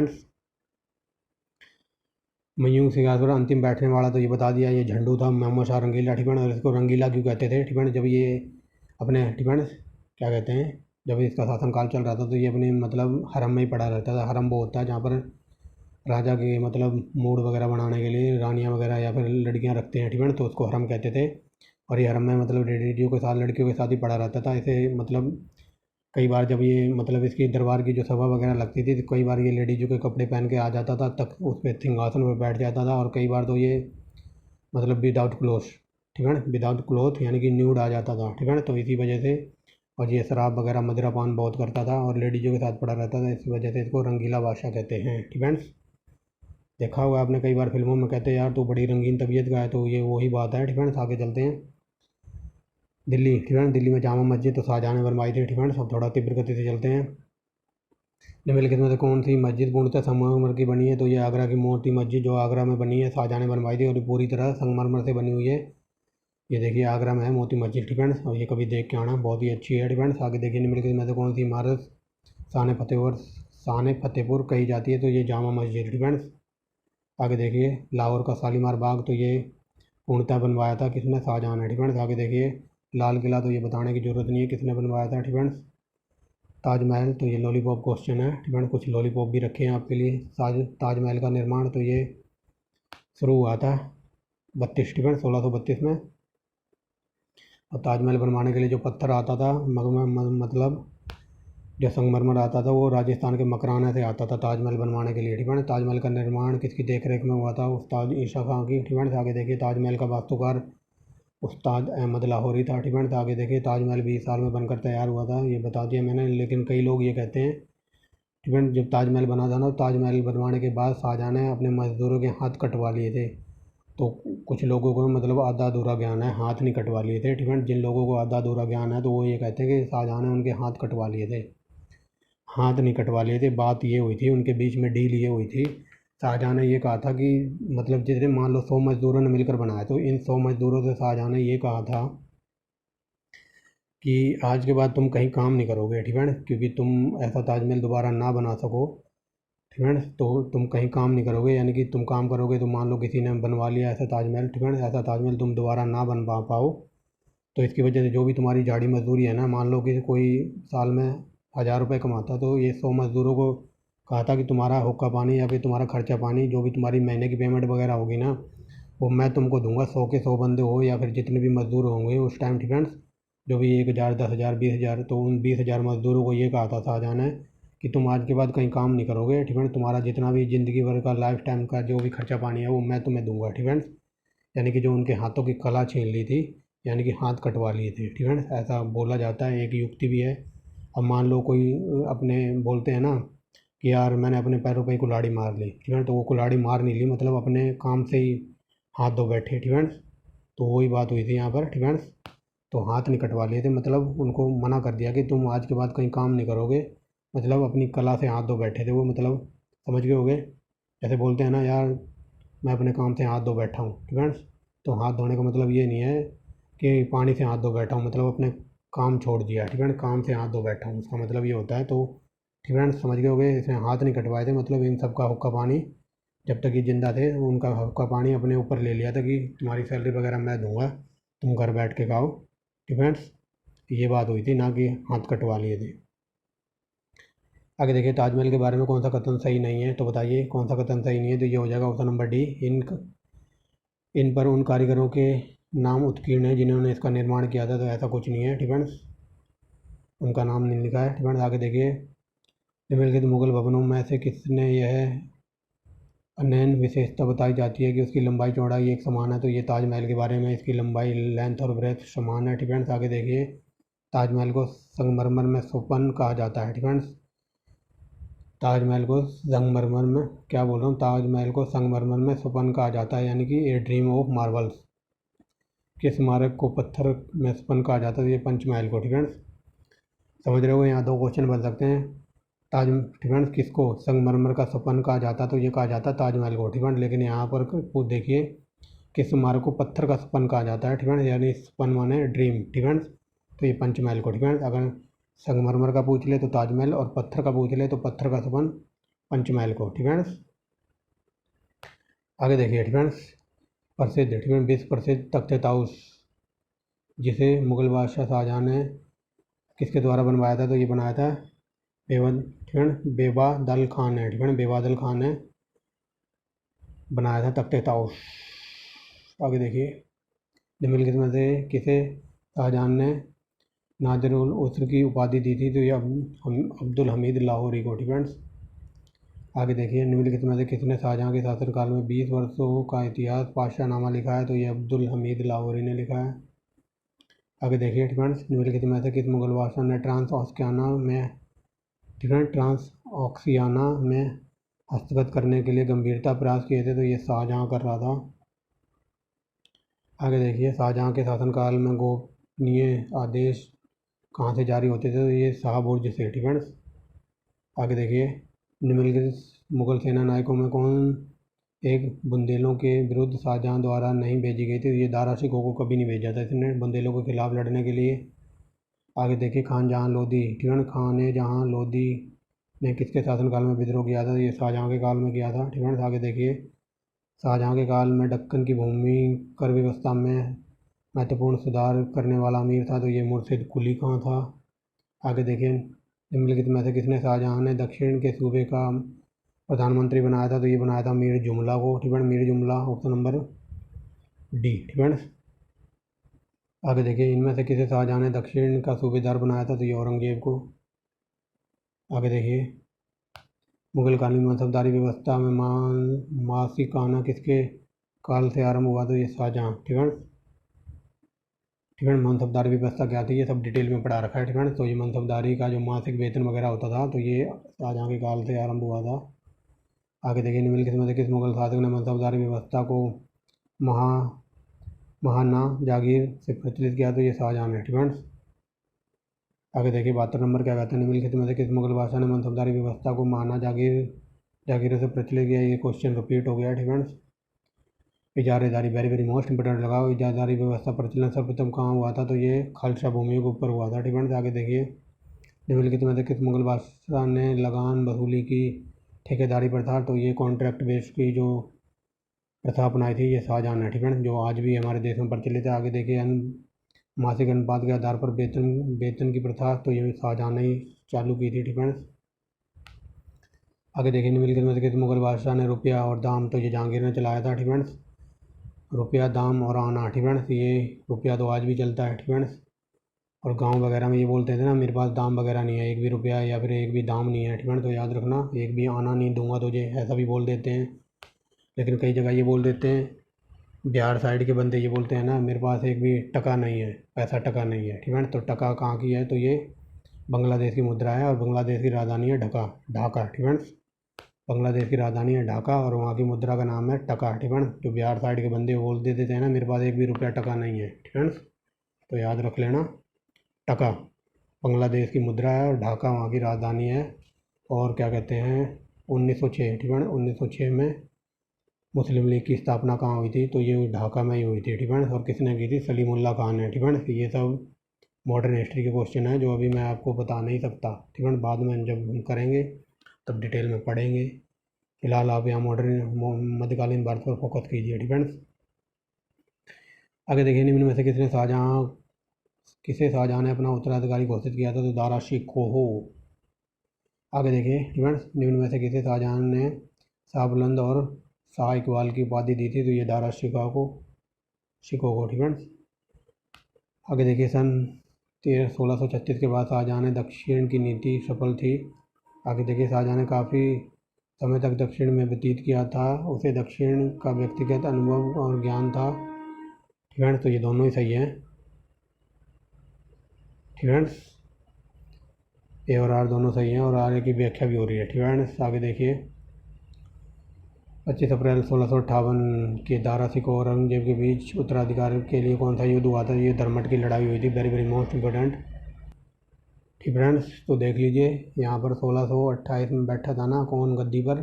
शाहजहाँ, और वो 1658 में मर जाता है। तो उसके मरने के बाद इन दोनों भाइयों के बीच लड़ाई हो जाती है कि मैं गद्दी पर बैठूँगा, और इन्हीं की लड़ाई को कहा गया धर्मट का युद्ध, जिसमें औरंगजेब इसको दारा शिकोह को मार डालता है। ठीक फ्रेंड्स, आगे देखिए, दारा शिकोह और औरंगजेब के बीच उत्तराधिकार की अंतिम लड़ाई देवराय की घाटी की लड़ाई कब हुई थी? तो ये हुई थी 12 अप्रैल 1659 को। दारा शिकोह को इस्लाम धर्म की अवहेलना करने के आरोप में हत्या कर दी गई थी। तो ये 30 अगस्त 1659 को। ये वेरी वेरी मोस्ट इंपॉर्टेंट है, और ये एज इट इज क्वेश्चन। ठीक है, as it is question 2022 PCS में पूछा हुआ है। ठीक है, बयान जाके देख लेना। ठीक है, तो ये एकदम क्लोज डेट बताई हुई है। ठीक है, और ये as it is question UP PCS 2022 का है। ठीक है, तो यहाँ मिलान करना है। तो देखिए पहले कौन सी लड़ाई हुई थी फ्रेंड्स, तो पहले हुई थी बहादुरगढ़ का युद्ध, ठीक है। ये जून 1658 में हुआ था, ठीक है। उसके बाद हुई थी, ठीक है। इनको सीक्वेंस में लगाना है, 1 सेकंड, ठीक है। तो अब देखिए यहाँ पर ये पूछ रहा है, ठीक है, इधर से मिलान करना है। तो चलिए देखते हैं फरवरी 1658 में क्या हुआ। तो ये बहादुरगढ़ का युद्ध हुआ था, यानी कि पहले का तीसरा, ठीक है। अप्रैल, ठीक है, अप्रैल 1658 में क्या हुआ। तो ये धर्मत की लड़ाई हुई थी, यानी कि पहला। जून 1658 में क्या हुआ था। तो ये हुआ था सामूगढ़ की लड़ाई, ठीक है, यानी कि दूसरा। और अप्रैल 59 में क्या हुआ था। तो अप्रैल 59 में हुआ था देवराय की लड़ाई, यानी कि चौथा, यानी कि 3-1-2-4, 3-1-2-4 ऑप्शन नंबर बी। और ये एज इट इज क्वेश्चन पूछा हुआ है 2022 में यूपीपीसीएस में, डिफेंस। ये देख लीजिए बिल्कुल क्लोज डेट दी हुई है, यहाँ भी फरवरी है, यहाँ अप्रैल है, यहाँ अप्रैल है, यहाँ जून है, ठीक है। बिल्कुल क्लोज डेट है, ठीक है। तो याद रख लेना, ठीक है। ऑप्शन नंबर है अपना बी। आगे देखिए, ठीक है। निम्नलिखित में से किसने 18 जून, क्या बोल रहा हूँ, 18 जून 1658 को शाहजहाँ को बंदी बनाकर आगरा के किले में कैद कर दिया था। तो औरंगजेब ने, ठीक है। आगे देखिए, ठीक है। निम्नलिखित में से किसने 18 जून को शाहजहाँ को, ये रिपीट हो गया क्या। आगे देखिए डैश, ठीक है, डैश को उसकी शेष ज़िंदगी के लिए औरंगजेब ने कैद कर लिया था। शाहजहाँ की शेष ज़िंदगी के लिए औरंगजेब ने कैद कर लिया था आगरा के किले में। निम्नलिखित में से किस मुगल बादशाह की मृत्यु आगरा के किले में हुई थी। तो ये शाहजहाँ की हुई थी, ठीक है। ये कई बार वो आ गया क्वेश्चन, ये लास्ट क्वेश्चन है आई थिंक, ठीक है। बट जाना नहीं है अभी, अभी कुछ और भी है, ठीक है। अभी और पढ़ाऊँगा। आगे देखिए, निम्नलिखित में से किस मुगल बादशाह के अर्थी को साधारण नौकरों और हिजड़ों ने उठाया था। ये very very most important question है, ठीक है। ये शाहजहाँ की अर्थी देख लो, किसने उठाई थी। तो नौकरों और हिजड़ों ने उठाई थी, ठीक है। जबकि इसके 14 बच्चे थे, ठीक है। और 14 के 14 बच्चे इतने नाकारा थे, ठीक है। जब ये इसका बाप मरा तो इसकी अर्थी को कांधा देने के लिए नौकर और हिजड़ों को बुलाया गया था, ठीक है। अगर क्वेश्चन ये पूछे थे बीजीटी, ठीक है, बीजीटी, ठीक है, बीजीटी की अर्थी गांधी जी के साथ किसने मिलकर उठाई थी। तो ये उठाई थी लियाकत अली ने, ठीक है। यहाँ पर बीजीटी का मतलब है बाल गंगाधर तिलक की अर्थी उठाने में गांधी जी के साथ कौन आगे आया था। तो लियाकत अली, ठीक है। क्वेश्चन कई बार यूपीपीसीएस में बना गई, बाल गंगाधर तिलक की यानी कि बीजेडी की अर्थी उठाने के लिए गांधी जी के साथ कौन था। तो ये थे लियाकत अली, ठीक है। तो चलते हैं आगे, ठीक है। तो चलिए देखते हैं, अब देखेंगे हम औरंगजेब को, ठीक है। शाहजहाँ को निपटा दिया है औरंगजेब ने, अब आ गया है औरंगजेब, ठीक है। इसमें औरंगजेब देखेंगे और उत्तरी, ठीक है, उत्तरी मुगल काल देखेंगे, ठीक है, औरंगजेब। और इस भाग में हम देखेंगे उत्तरी मुगल काल, ठीक है। तो चलिए देखते हैं। यहाँ पर बताया जा रहा है निम्नलिखित में से कौन 3 फ्रांसीसी यात्री 1764 में मुगल दरबार में उपस्थित हुए थे। तो बता दीजिए कौन कौन हुए थे, तो बताइए, ठीक है। 1664 की बात हो रही है, तो ये टर्बिनियर, बर्नियर और थैटनॉट, ठीक है। ये मनुची वगैरह नहीं था, ठीक है। तो यानी कि 1 2 3, 1 2 3 ऑप्शन नंबर सी, ठीक है। आगे देखिए, औरंगजेब के शासनकाल में निम्नलिखित यूरोपीय यात्रियों में कौन आया था। तो बताइए औरंगजेब के शासनकाल में कौन आया था, थोड़ा कलर चेंज करते हैं। तो बताइए, ठीक है। ये विलियम हॉकिंस, तो ये जहांगीर के काल में आया था, ठीक है। और ये मनुची वगैरह कहाँ थे। तो ये मनुची विजयनगर साम्राज्य में आए थे, ठीक है। तो चलिए देखते हैं। तो ये क्या कहते हैं, बर्नियर, ठीक है, ठीक है। कौन कौन आया था। तो ये बर्नियर, टैबनियर और ये मनुची, ठीक है। ये कौंटी वगैरह विजयनगर साम्राज्य में थे, ठीक है। मनुची, टर्बनियर और बर्नियर, ठीक है। 2 4 5, ठीक है, 2 4 5 होना चाहिए, ठीक है। ये हॉकिंस वगैरह जहांगीर के दरबार में, और ये क्या कहते हैं निकोलो कॉन्टी, ये विजयनगर साम्राज्य वगैरह में आया था। तो ये देखिए 2 4 5, ठीक है। आगे देखिए, ठीक है। निम्नलिखित इनको सही क्रम में लगाना है। तो बताइए, ये अभी ऊपर करवाया है ना क्वेश्चन, ठीक है। तो बताइए सीक्वेंस इनका क्या होगा। तो बताइए, ठीक है। पहले हुआ था बहादुरगढ़ का युद्ध, यानी कि 2, फिर धर्मत की लड़ाई 1, फिर सामूगढ़ की लड़ाई 4 और फिर खजुआ का युद्ध 3, ठीक है। यानी कि 2143, 2143 है कहीं, ऑप्शन नंबर डी, ठीक है। 2143, ये देखिए औरंगजेब तो ये बीड़ा बजाने में A1 क्वालिटी की महारत हासिल थी, ठीक है। तो ये बीड़ा बजाने में सिद्धस्त था, तो ये औरंगजेब था, ठीक है, याद रखेंगे। 2 बार राज्याभिषेक हुआ था औरंगजेब का। अगर ये पूछ ले 2 बार शासन किसने किया था, तो ये किया था हुमायूं ने, ठीक है। यहाँ पूछे 2 बार सिंहासन, ठीक है, 2 बार सिंहासन रोहण किसका हुआ था, या फिर 2 बार तिलक किसका हुआ था सिंहासन पर बैठने के लिए, तो ये हुआ था औरंगजेब का। अगर 2 बार शासन किसने किया था, तो वो किया था किसने, हुमायूं ने, ठीक है। पहली बार तो वो कन्नौज की लड़ाई हार कर ईरान भाग गया था, जो मैंने कहानी सुनाई थी, ठीक है, और फिर वापस आ गया था, ठीक है। आगे देखिए वह मुगल शासक जिसका 2 बार अभिषेक हुआ था, तो ये हुआ था औरंगजेब का, ठीक है। आगे देखिए आलमगीर की उपाधि औरंगजेब को मिली थी 1658 में। आगे देखिए जिंदा पीर, तो ये बता दिया औरंगजेब को कहा जाता है। ये ग्रुप सी और ग्रुप डी का पालतू क्वेश्चन है, फ्रेंड्स। आगे देखिए औरंगजेब ने दक्षिण के किन 2 राज्यों को जीता था, ये विजयनगर, क्या बोल रहा हूँ, बीजापुर और गोलकुंडा। आगे देखिए बीजापुर को कब जीता था, तो ये 1676 में जीता था। आगे देखिए निम्नलिखित में से किन 2 राज्यों को अकबर ने दक्कन में, तो ये बीजापुर और गोलकुंडा की बात हो रही है, इसने जीता था। आगे देखिए इसमें से किसने स्वतंत्र गोलकुंडा राज्य को मुगल साम्राज्य में संयोजित किया था, तो ये अकबर ने, औरंगजेब ने जीतकर गोलकुंडा को मुगल शासन में मिला लिया था। धर्मत का युद्ध निम्न में से किसके बीच लड़ा गया था, तो औरंगजेब और दारा सिखों के बीच लड़ा था।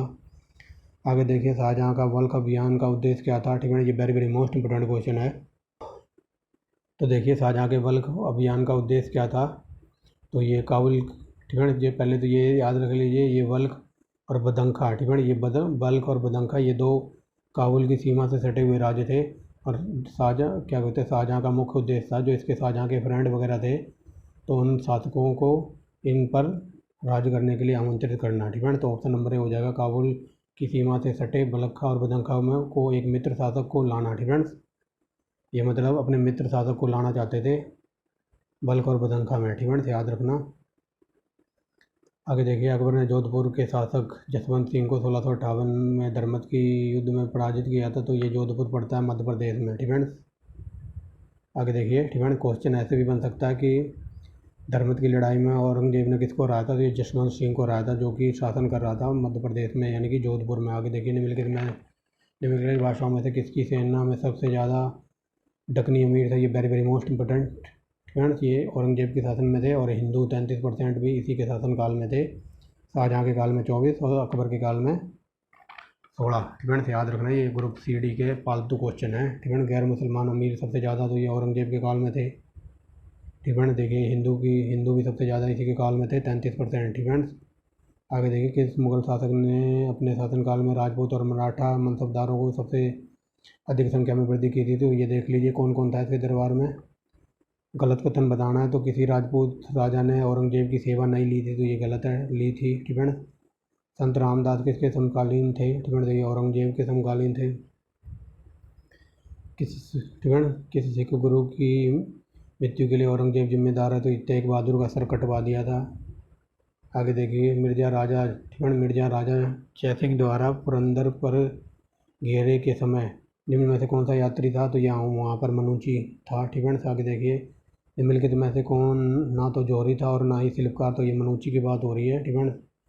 ना तो ये इतिहासकार था और ना ही शिल्पी था, ठीक है। आगे देखिए औरंगजेब के काल में यूरोपीय यात्री भारत आए थे, ठीक है, भारत नहीं आए थे, यहाँ पर नहीं कर लो, भारत नहीं आए थे, तो विलियम हॉकिंग नहीं आया था, ठीक है। ये जहांगीर के काल का है, टॉमस रो भी जहांगीर के काल का है, पीटर मुंडी वगैरह, ठीक है। तो इनमें से ऑप्शन नंबर डी, ये सभी औरंगजेब के काल में नहीं आए थे, ठीक है, याद रख लेना, ठीक है। विलियम हॉकिंग्स तो ये जहांगीर के, रो भी जहांगीर के काल का है, ठीक है। पीटर मुंडी वगैरह, ठीक है। तो इनका आंसर है ऑप्शन नंबर ई, इनमें से कोई नहीं आया था क्या कहते हैं औरंगजेब के काल में। ईस्ट इंडिया कंपनी के किस गवर्नर जनरल को औरंगजेब ने भारत से बाहर निकाल दिया था, तो ये था सर जॉन चाइल्ड, ठीक है। वेरी वेरी मोस्ट इंपोर्टेंट है ये। औरंगजेब ने किसको सही बात उज्जमानी की उपाधि प्रदान की थी, तो जहाँ आरा को जजिया दोबारा से औरंगजेब ने लगा दिया था, वेरी वेरी मोस्ट इंपोर्टेंट और पालतू क्वेश्चन है। औरंगजेब ने मुगल दरबार में संगीत पर निषिद्ध कर दिया था, इसने संगीत के ऊपर बैन लगा दिया था, तो ये सही है, ठीक है। मनोरंजन के लिए उसे समय नहीं मिलता, तो ये नॉनसेंस स्टेटमेंट है, यानी कि ये सही है और गलत है, ठीक है। ऐसा कुछ नहीं है, उसके पास बहुत सारा समय था, वो बीड़ा भी तो बजाता था, ठीक है, मनोरंजन के लिए बीड़ा भी तो बजाता था। औरंगजेब के शासनकाल में राजकीय इतिहासकार कौन था, तो ये मोहम्मद काजिम था, ठीक है। आगे देखें औरंगजेब के शासनकाल में जाटों ने निम्न में से किस एक मकबरे को क्षतिग्रस्त कर दिया था? तो ये देखिए, मैंने बताया था ना, ये जाटों ने अकबर के मकबरे को उधेड़ दिया था, ठीक है, और इसके बाप ने इसे बनवाया था, शाहजहाँ ने दोबारा से, ठीक है। आगे देखिए, जो मैंने कहानी सुनाई थी ना कृषकों की विद्रोह के लिए, तो ये देखिए सतनामी विद्रोह, जो जाट विद्रोह हुआ था, ठीक है। ये जाट सतनामी विद्रोह इतना खतरनाक था तो ये औरंगजेब को जाना पड़ा था इस विद्रोह को दबाने के लिए। वही बात हो रही है यहाँ। देखिए, मुगल शासन में नीचे लिखे गए विद्रोह की जड़ कृषकों की समस्या क्या थी? तो ये सतनामी और जाट विद्रोह हो रहा था उस टाइम, डिफेंस। औरंगजेब के विद्रोह करने वाले कृषक की पहचान, तो ये सतनामी विद्रोह हुआ था, ठीक है। इसके ऊपर कहानी सुना दी है। आगे देखिए, मिर्जा राजा की मुगल पदवी किसे प्रदान की गई थी? तो ये जय सिंह को, ठीक है। आगे देखिए, औरंगजेब ने सभी अंग्रेज़ों को गिरफ्तार करने के लिए अपने साम्राज्य में सभी अंग्रेजी कारखानों को जब्त करने का आदेश दिया था, क्योंकि ये कर देने से इनकार कर गए थे। अंग्रेज़ों ने बंगाल में शुल्क देने से इनकार कर दिया था, इसलिए इसने आदेश दिया था। जिहाद का अर्थ क्या है? तो ये इस्लाम, दारुल इस्लाम, ठीक है। अब चलते हैं, औरंगजेब ख़त्म हो गया, ज़्यादा क्वेश्चन नहीं थे औरंगजेब से, ठीक है, और ना ही ज़्यादा इससे पूछे जाते हैं, ठीक है। औरंगजेब से तो यही क्वेश्चन पूछा जाता है कि बीड़ा बजाता था वो, जिंदा पीर कहा जाता था, ठीक है। गोलकुंडा और उसको जीता था, गोलकुंडा और बीजापुर को जीता था, ठीक है। और क्या कहते हैं, संगीत पर प्रतिबंध लगा दिया था, ठीक है। इतना ही याद रखना है इसके लिए। और धर्मट वगैरह की लड़ाई हुई थी अपने भाई के साथ, ठीक है। जो युद्ध वगैरह इसके जो हमने सीक्वेंस में देखे हैं ना, तो इनको ज़रूर याद कर लेना। UPPCS में कई बार क्वेश्चन यहाँ से बन जाता है। और जो इसके काल में यात्री वगैरह आए थे, ठीक है फ्रेंड्स। अगर बाकी कुछ रह गया होगा ना औरंगजेब के बारे में, तो जो मैं लास्ट में वीडियो लाऊंगा ना, जिसको बोलते हैं मिसलेनियस, वहाँ सब कुछ कवर कर देंगे, ठीक है। आगे देखिए, ये भी औरंगजेब से ही क्वेश्चन है। औरंगजेब के समय अमीन संग्रह था, तो ये खराज, ठीक है। आगे देखिए, इनको सही क्रम में लगाना है, तो बताइए पहले कौन आएगा, ठीक है। बताइए बताइए, पहले आएगा जहांगीर, ठीक है। जहांगीर, फिर मोहम्मद शाह यानी कि 2, और फिर मोहम्मद शाह के बाद अहमद शाह अब्दाली, और फिर एक सेकंड, ठीक है। देखिए, पहले जहांगीर आएगा, ठीक है, फिर मोहम्मद शाह, और फिर अहमद शाह अब्दाली, फिर बहादुर शाह, ठीक है। बहादुर शाह प्रथम, ठीक है। ये बहादुर शाह अंतिम मुगल बादशाह था, ठीक है। याद रखना, इसके ऊपर पूरी कहानी है जो बाद में सुनाऊंगा मॉडर्न हिस्ट्री जब पढ़ेंगे, ठीक है। तो पहले जहांगीर, ठीक है। जहांगीर के बाद अगर शाहजहाँ होता तो शाहजहाँ ऑप्शन में है ही नहीं, फिर औरंगजेब आया था, औरंगजेब भी नहीं है, ठीक है, ठीक है। यानी कि 2, क्या बोल रहा हूँ, 3 2 1 4, 3 2 1 4, 3 2 1 4, ऑप्शन नंबर C, ठीक है। आगे देखिए, नादिर शाह, ठीक है। नादिर शाह का आक्रमण किस मुगल सम्राट में हुआ था? तो ये इसके ऊपर कहानी सुना दी है, मुगल बादशाह मोहम्मद शाह के टाइम, ठीक है। कहानी सुना दी है पहले ही, ठीक है। कहानी अगर ध्यान से सुनी होगी तो आप देखते ही उड़ा दोगे क्वेश्चन। निम्नलिखित में से कौन मुगल बादशाह द्वारा निलंबित बंगाल से अंतिम गवर्नर था? तो ये मुर्शिद कुली खां अंतिम गवर्नर था। बहादुर शाह जफर, ठीक है। ये बहादुर शाह जफर याद रख लेना, ये अंतिम मुगल बादशाह था, ठीक है। इसको अंग्रेज भेज देते हैं रंगून, और वहाँ जाकर इसकी मृत्यु हो जाती है। तो इसके बारे में कौन सा कथन सही नहीं है? तो ये देखिए, 1845 में उसे उत्तराधिकार प्राप्त हुआ था, ठीक है। तो ये देख लीजिए, अगर यहाँ दिखाई ना दे रहा हो तो ऑप्शन नंबर D हमारा आंसर है, आप देख लीजिए, ठीक है। Option number D। अंतिम मुगल बादशाह बहादुर शाह जफर के पिता का नाम था ये अकबर सेकंड, ठीक है। अकबर शाह सेकंड इसके बाप का नाम था। अंतिम मुगल बादशाह तो ये बहादुर शाह जफर था, ठीक है। साहिब एक खबर, तो ये बता दिया, बहादुर शाह जफर को कहा जाता था। आगे देखिए, कौन सा मुगल बादशाह खुतबा का प्रारूप परिवर्तित करना चाहता था? उलेमा प्राक्रमण विरोध करने का कारण क्या था? तो ये था बहादुर शाह प्रथम, ठीक है। ये मतलब खुतबा का प्रारूप परिवर्तित करना चाहता था, लेकिन परंतु जो उलेमा थे ना, तो उसके आक्रमण प्रतिरोध के कारण क्रियान्वित नहीं कर पा रहा था, ठीक है। यानी कि उलेमा इसका विरोध कर रहे थे, ठीक है। ये very very most important question है। लेकिन क्वेश्चन ये भी पूछा जाता है कि ऐसा ऐसा कौन सा शासक था जो नया धर्म चलाना चाहता था लेकिन उलेमा उसका विरोध करते थे? तो वो था अलाउद्दीन खिलजी, ठीक है। याद रखना, ये सब पढ़ा दिया पहले ही। मुगल बादशाह जहांदार शाह के शासन के समय से पूर्व अंत कैसे हो गया? ठीक है। जो ये जहांदार शाह इसके जो शासन था, तो उसका समय से पहले ही कैसे विघटन हो गया था? तो इसका जो भतीजा था ना, उसने इसकी खाट खड़ी कर दी थी, यानी कि वाट लगा दी थी अपने चाचा की। देखिए, एक युद्ध में उसने अपने भतीजे से पराजित हो गया था, ठीक है। आगे देखिए, किसके शासनकाल में हिजड़े और महिलाओं का वर्ग का प्रभुत्व था? तो ये मैंने बता दिया है कथा कहानी के माध्यम से, ठीक है। जो ये मोहम्मद शाह का दरबार था ना, तो इसमें हिजड़े और महिलाएं सबसे ज़्यादा था, और ये हिजड़े और महिलाओं के साथ ही पड़ा रहता था हरम में, इसीलिए इसको रंगीला कहते हैं। रोशन अख्तर, तो ये मोहम्मद शाह का रंगीला का नाम था। अवध का प्रथम नवाब तो ये सादत खां था। फ्रेंड्स आगे देखिए, निम्नलिखित में से कौन उर्दू को राजकीय संरक्षण दिया था? तो मोहम्मद शाह ने दिया था। फ्रेंड्स आगे देखिए, औरंगजेब द्वारा साम्राज्य को नियुक्त किए गए मुहस्सिब के कर्तव्यों में निम्नलिखित में से कौन सा एक अपेक्षित नहीं है? फ्रेंड्स तो बताइए ये कौन सा नहीं है? तो ये हो जाएगा ऑप्शन नंबर बी, नागरिकों के व्यक्तिगत जीवन को नियंत्रित करना और उनमें हस्तक्षेप करना। तो ऐसा कुछ नहीं था। फ्रेंड्स आगे देखिए, किस मुगल बादशाह के आदेश पर बंदा सिंह को यंत्रणा देकर मृत्युदंड दिया गया था? तो फारूक शेर के आदेश पर। आगे देखिए, निम्नलिखित में से किसने मोहम्मद शाह द्वारा जगत सेठ की उपाधि धारण की थी? तो ये फतेह चंद।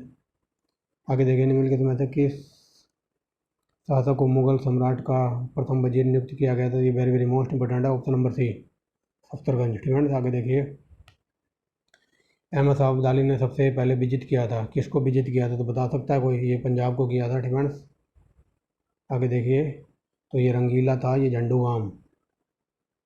आगे देखिए, निम्नलिखित में से किस मुगल बादशाह ने अंग्रेजों को उनके व्यापार में मदद करने के लिए एक महत्वपूर्ण फरमान जारी किया था? तो ये फारूक शेर ने। फ्रेंड्स मतलब जो पहले वगैरह के शासक थे ना, जो ये शासक वगैरह थे, तो ये 3,000 रुपये पर कर लेते थे, लेकिन ये झंडूबाम आया ना, तो इसने कह दिया मैं 3,000 भी लूँगा, सब फ्री में है, तुम फ्री में व्यापार करो। तो वही बात बताई जा रही है, व्यापार में मदद करने के लिए ये महत्वपूर्ण फरमान था। तो ये फारूक शेर ने जारी किया था, और इसको कहते हैं घृणित कायर, मयूर सिंहासन पर बैठने वाला अंतिम सम्राट। तो ये बता दिया, ये झंडूबाम मोहम्मद शाह था।